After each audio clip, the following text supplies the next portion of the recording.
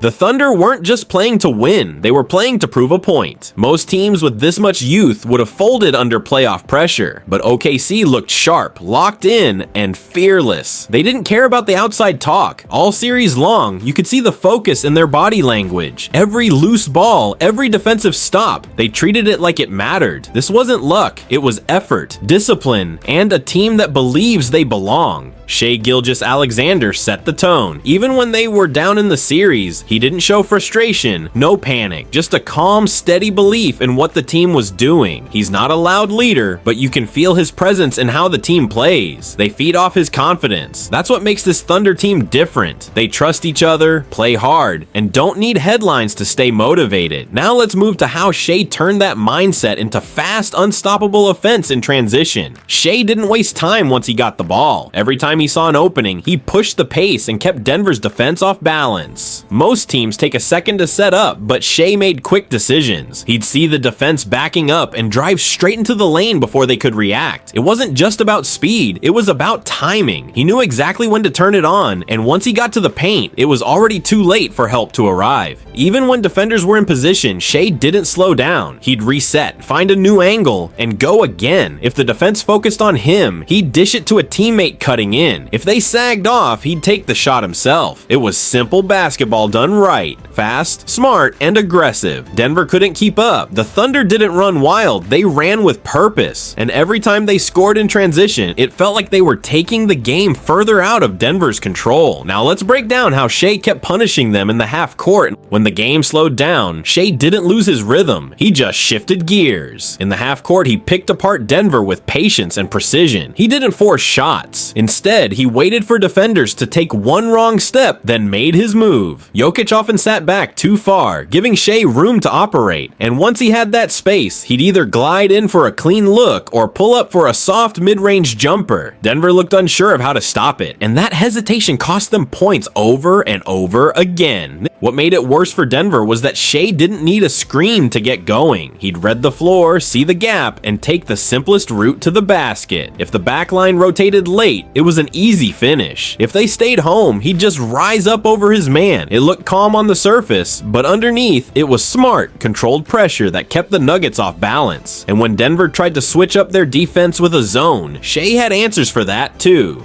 Let's get into how he cracked that plan next. Denver thought switching to a zone would slow Shea down, but it didn't work. Instead of rushing, he stayed patient and used the openings the zone gave him. When defenders stepped out too high, he'd shift directions and go the other way. If they stayed back, he'd attack the soft spot in the middle. Once he got there, everything opened up. He could shoot, kick it to a teammate, or draw defenders and make the right pass. The zone was supposed to protect the rim, but Shea kept bending it until it broke. The smartest part of his game was how he used spacing. He didn't just look at who was in front of him, he looked at where help was coming from and beat it before it got there. Denver's rotations were too slow and Shea made them pay for it. Every time they tried to cut off one angle, he found another. That's what made the zone look useless. He didn't try to overpower it, he just outthought it. Now let's talk about how he used screens and footwork to keep defenders guessing in the half court. Shea's use of screens wasn't just about creating space, it was about creating angles the defense couldn't handle. He'd read the screen before it even happened, decide how the defender would react, and then adjust in real time. Sometimes he'd snake around it to shift the help defender. Other times, he'd reject it completely and drive the opposite way. Each move had a purpose, and it forced defenders to play catch-up instead of getting set.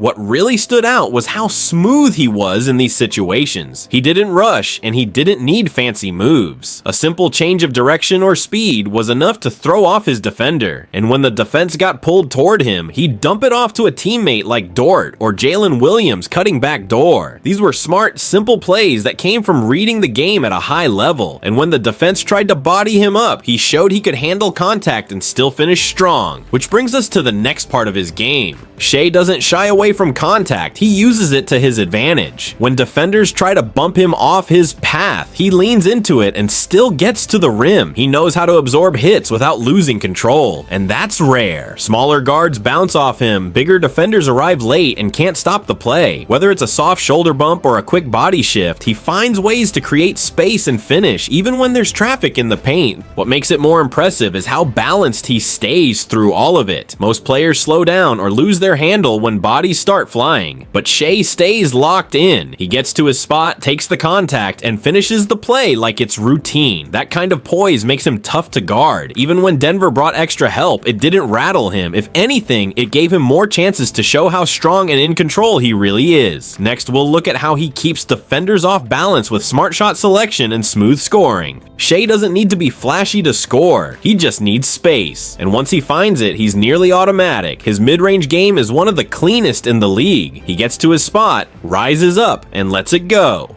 No wasted movement. Defenders try to close the gap, but by the time they react, the shot is already on its way. Even when a hand is in his face, it rarely changes the outcome. He's that comfortable from mid-range. And while three-point shooting isn't his strongest skill, he doesn't hesitate to take the open ones. If defenders go under a screen, he'll let it fly without second guessing. That confidence keeps defenses honest. They can't just sag off and hope he misses. Shea's not trying to force threes. He picks the right ones. It's about rhythm, not volume. That balance is what makes him such a tough cover. And with the Denver series behind him, the focus now shifts to what's coming next. Let's talk about what he'll need to bring against Minnesota. Shea looked like the most locked-in player on the floor throughout the Denver series. No moment felt too big for him. He controlled the pace, made smart decisions, and gave OKC the steady presence they needed to move forward. While other players struggled to adjust, Shea stayed consistent. That level of focus is what helped the Thunder close out the series, and it's exactly what they'll need more of going forward. Now comes the real test, the Timberwolves. They're a different kind of challenge. Bigger, more physical, and better on defense. But if Shea keeps playing with the same calm control and finds ways to pick his spots, OKC will have a shot. The playoffs only get tougher from here, and stars have to rise even higher. What Shea just did wasn't a fluke, it was proof. And now he'll need to do it again.